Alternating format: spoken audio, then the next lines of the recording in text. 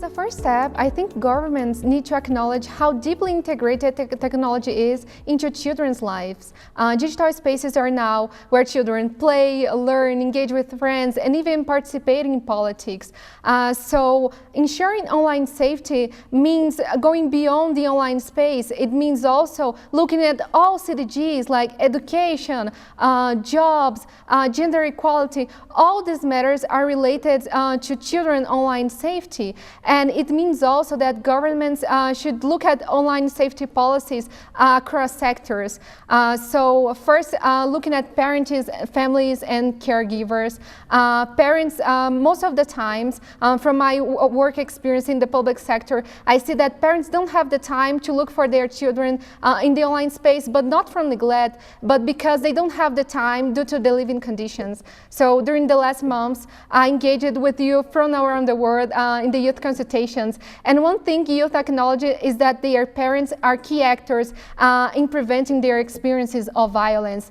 And it takes the effort to build intergenerational communication in an effective way. I know there are differences in our generations, but it's worth it. Because do you know who else is listening to children when we as societies, governments, and parents don't?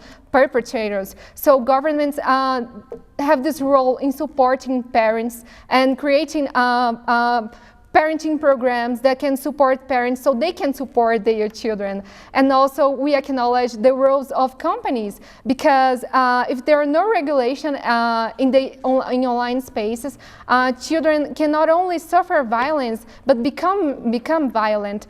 So when we look at online spaces, I would like to invite ministers to ask to think about these online spaces also at public spaces, the spaces where democracy is taking place. So if we don't regulate these spaces, if cyber crimes are not properly addressed, in the long run, violence might feel something natural to the younger generations. And children, while engaging with this kind of content and also while disseminating it, might in the future be the citizens that will be comfortable to vote, let's say, for instance, for politicians who disseminate hate speech, who violate human rights. So we have to have this intersectional and transversal approach, to integrate sectors like bringing families together, and support also to parents, and to regulate and to bring law enforcement into the scenario to make sure that technology companies are making their work to keep children safe. So next time, ministers, when you enter a room to discuss online safety policies for children,